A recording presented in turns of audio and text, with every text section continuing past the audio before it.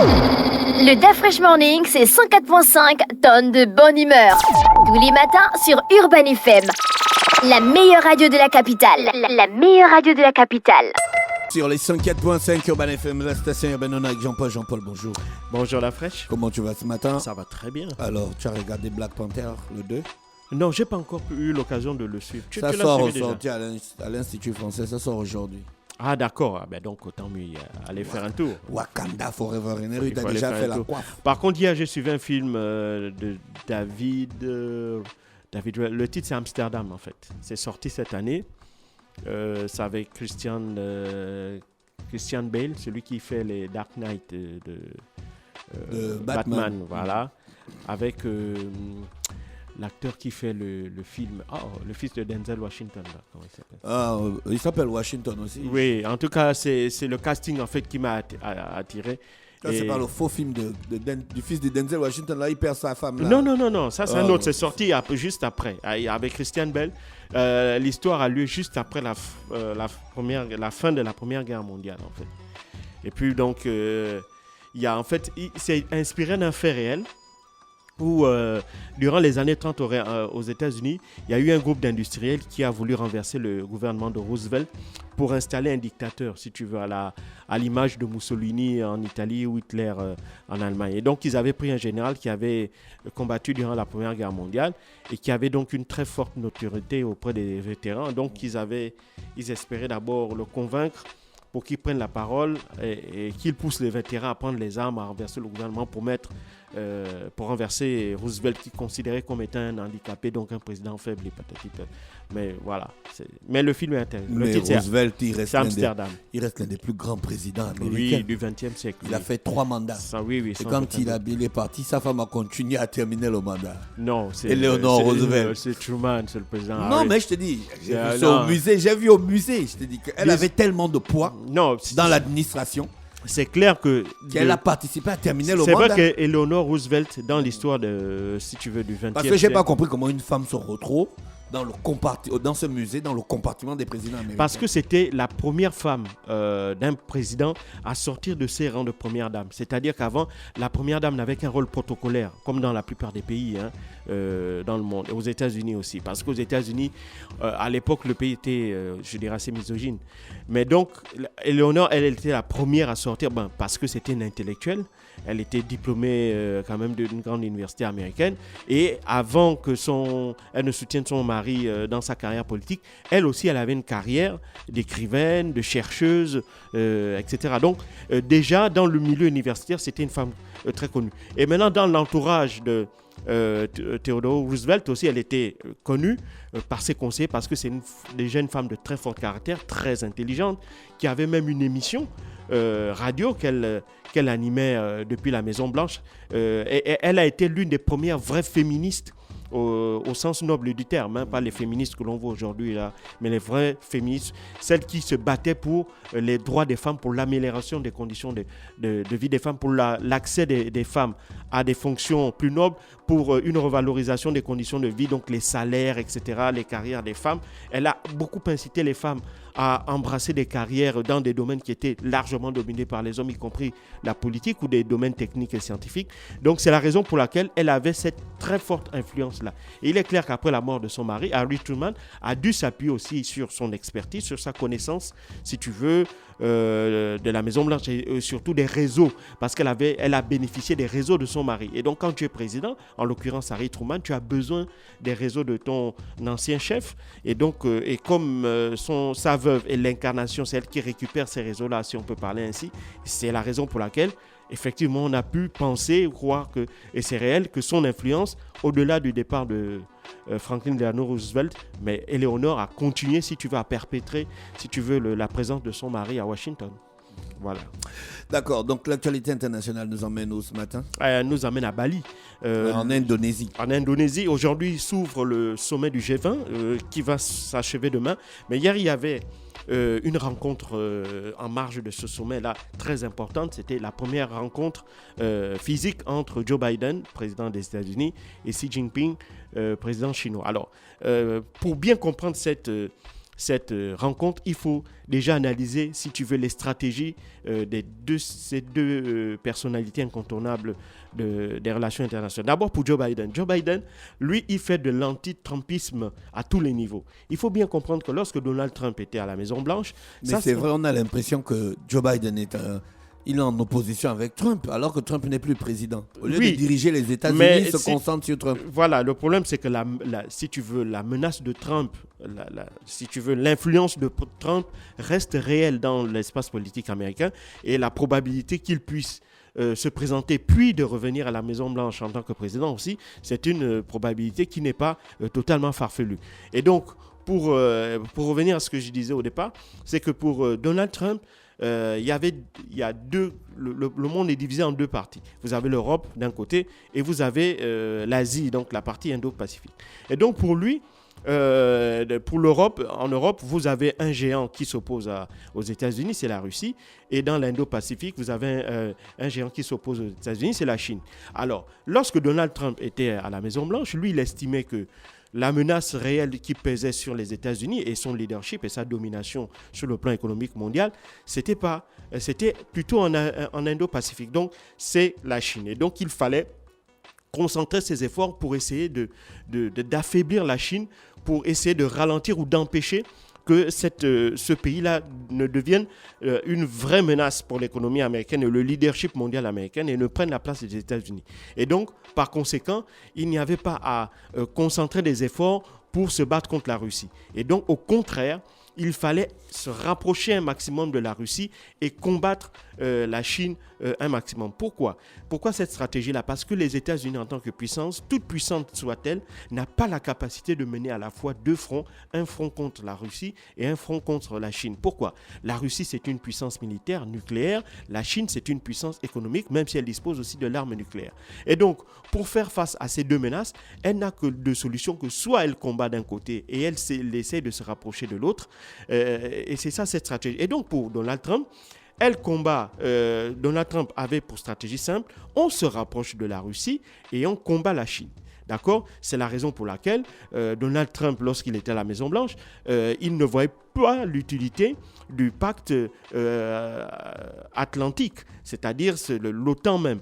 C'est la raison pour laquelle il demandait aux Européens d'investir plus massivement dans l'OTAN, parce que les États-Unis, eux, sont de loin le plus gros contributeur de l'OTAN, tant financièrement que matériellement et autres. Et donc, Donald Trump, lui, il ne voulait pas, il voulait, si tu veux, mettre un terme, en quelque sorte, à cette présence américaine en Europe, pour lui qui ne s'expliquait pas, parce que la Russie, à ses yeux, n'était pas la menace la menace existentielle la plus forte qui pesait contre les États-Unis, mais plutôt la Chine. Donc, il fallait se rapprocher un maximum de la Russie pour essayer d'apaiser le climat en Europe et concentrer les efforts sur la Chine qui, dans l'espace Indo-Pacifique, représente la menace la plus réelle pour les États-Unis dans cette zone qui est hautement stratégique pour son économie et son influence politique et militaire. Et pour Joe Biden, c'est totalement l'inverse. Donc, lui, il arrive. Et donc, il considère que ce n'est pas, même si la Chine, comme Donald Trump, est vraiment une menace dans cette zone-là, mais Joe Biden estime qu'il n'est pas en capacité de pouvoir affronter de manière frontale, brutale, la Chine. Et donc, il faut un maximum essayer d'apaiser ces relations-là. Il a dû s'y résoudre, même si au départ, il avait essayé de faire une espèce de guerre hybride contre la Russie d'une part et s'opposer frontalement à la Chine. Il se rend compte que même cette stratégie-là ne peut pas payer. Et donc, comme il ne veut pas s'inscrire aussi dans la vision de Donald Trump, puisqu'il a déjà décidé, à travers la crise en Ukraine, de mener une guerre hybride contre la Russie et en imposant les sanctions les plus lourdes que les États-Unis n'ont jamais imposées avec leurs alliés occidentaux à un pays. Donc, il y a la guerre en Russie. Et donc, pour Joe Biden, pour aussi, si tu veux en quelque sorte, rassurer ses alliés européens, il combat de manière extrêmement féroce la Russie à travers la crise en Ukraine en injectant massivement du matériel, de l'argent, du renseignement militaire. Et on sait même qu'il y a des instructeurs américains qui sont en Pologne ou en Roumanie et qui forment les soldats ukrainiens à utiliser les équipements américains. Donc, il y a vraiment et aussi en matière de dépenses, plus de 15 milliards de dollars en 9 mois de conflit ont déjà été dépensés par les Américains pour soutenir la guerre en Ukraine. Donc, vraiment, c'est une guerre totale que les Américains, même si elle est indirecte, mais c'est une guerre totale que Joe Biden préfère livrer contre la Russie. Et en contrepartie, il se rend compte qu'il faut essayer d'apaiser les tensions d'un autre côté et notamment du côté de la Chine.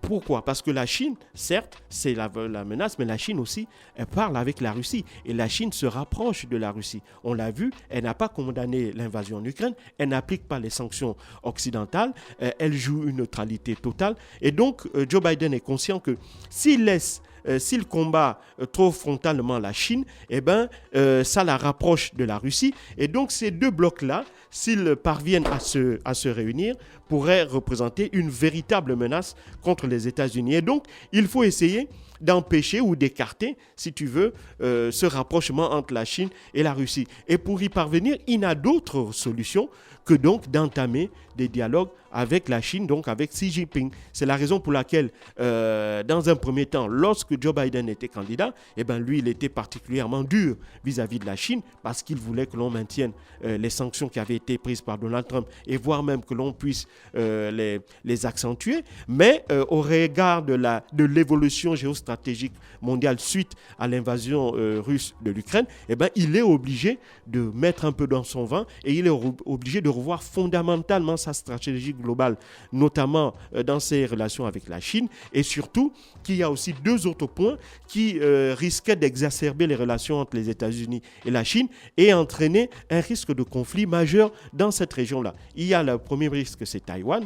Il ne faut pas oublier, il y a quelques mois, Nancy Pelosi, qui est la future ex-présidente de la Chambre des représentants, avait fait un voyage éclair à Taïwan, ce qui avait véritablement entraîner la colère de Pékin, surtout aussi que lorsque Joe Biden avait entamé son premier déplacement en Corée du Sud et au Japon, il avait au cours d'une interview faite à Tokyo, il avait dit que si la Chine envahissait Taïwan, les États-Unis interviendraient militairement. Ça a été un changement dans la position américaine parce qu'il faut savoir que depuis l'époque de Richard Nixon, les Américains ont toujours adopté ce qu'on appelle l'ambiguïté stratégique, c'est-à-dire qu'on ne reconnaît pas officiellement l'État de Taïwan, mais on aide l'État taïwanais à se défendre d'une potentielle invasion chinoise. Donc on soutient Taïwan dans sa volonté de s'émanciper et de ne pas être absorbé par la Chine, mais on ne reconnaît pas formellement Taïwan comme étant un État souverain. C'est la raison pour laquelle les Américains n'ont pas d'ambassade à Taipei, ni Taipei n'a d'ambassade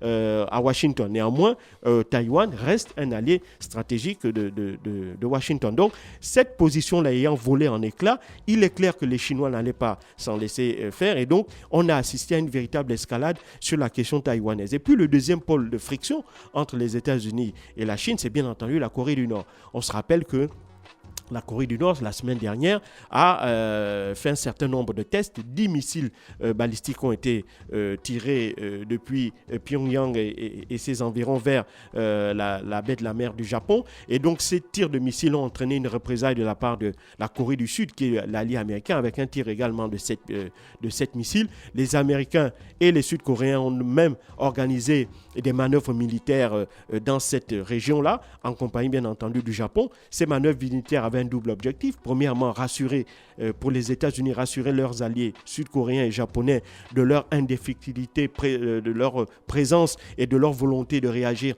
en cas d'attaque ou de menace réelle de la part de la Corée du Nord. Et puis, la deuxième chose, c'est de montrer à la Corée du Nord aussi que les Américains seraient présents et qu'ils réagiraient en cas de, si tu veux, en cas d'attaque de la part de la Corée du Nord, y compris de l'usage de l'arme nucléaire. Donc, pour essayer, à cause de ces deux points de friction qui risqueraient de faire exploser aussi, si tu veux, les relations entre les États-Unis et la Chine, Joe Biden donc, a dû se résoudre à rapidement prendre les devants pour essayer de faire baisser la pression. D'autant plus que l'on sait que la guerre en Ukraine va prendre plus de temps que prévu. Même si on a pu observer, les forces ukrainiennes ont obtenu une victoire symbolique avec la reprise de la ville de Kherson, l'une des villes qui avait été, il y a un mois, annexée lors de référendum qui avait été organisé par les les populations pro-russes de cette région-là. Et donc, la Russie a certes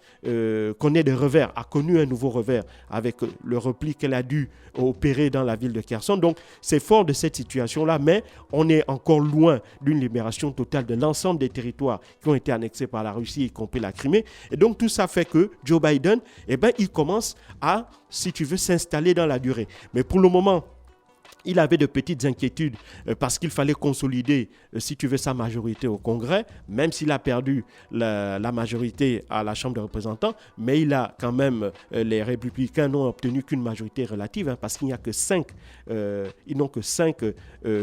sièges en plus que les démocrates à la Chambre des représentants. Donc c'est une majorité qui est très très relative. Et puis ils ont pu maintenir leur majorité au Sénat, même si ce n'est que d'un siège, mais c'est quand même une majorité. Et ça, c'est quelque chose qui, pour Joe Biden, va lui être d'un très grand secours. Donc il a pu consolider il a pu limiter la casse, on va dire, au Congrès. Et donc, il est maintenant conscient que la guerre en Ukraine va aller dans la durée. Et donc, si ça va aller dans la durée, il faut absolument, donc, il ne peut plus se permettre aussi de combattre frontalement la Chine. Et donc, il faut se rapprocher de la Chine pour essayer d'apaiser d'abord les relations et éviter aussi qu'il y ait un deuxième front de secret de ce côté-là. Et donc, bien entendu, il y a eu des déclarations des deux parties concernant la Russie. Les États-Unis ont demandé à la Chine de peser sur la Russie afin qu'elle mette un terme à cette guerre en Ukraine, mais la Russie est restée dans sa même position, à savoir qu'elle appelle plutôt les parties ukrainiennes et russes à la Chine. La Chine appelle plutôt les parties ukrainiennes et russes, et donc elle incite les Américains aussi à plutôt encourager les Ukrainiens à aller vers la table des négociations pour trouver une issue pacifique à ce conflit, et non pas se mettre dans des positions d'extrémistes en disant que l'Ukraine va remporter la guerre ou autre. Ce n'est pas possible. Donc elle est restée, et puis elle adopte cette position parce qu'elle reste alliée à la Russie. Donc il ne faut pas frustrer son allié chinois. Et puis concernant la Corée du Nord, les Américains ont demandé à la Chine d'essayer de peser sur la Corée du Nord afin qu'elle cesse ces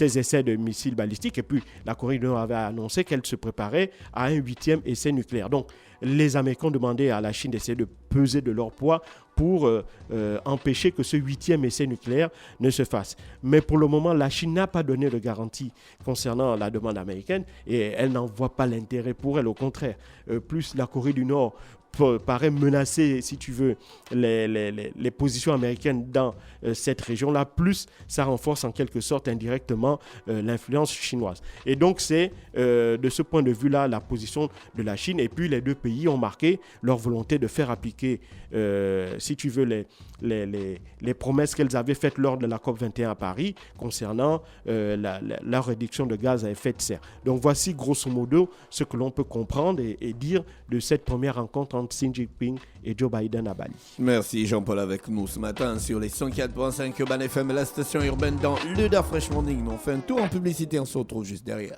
Le Da Fresh Morning, c'est 104.5 tonnes de bonne humeur. Tous les matins sur Urban FM. La meilleure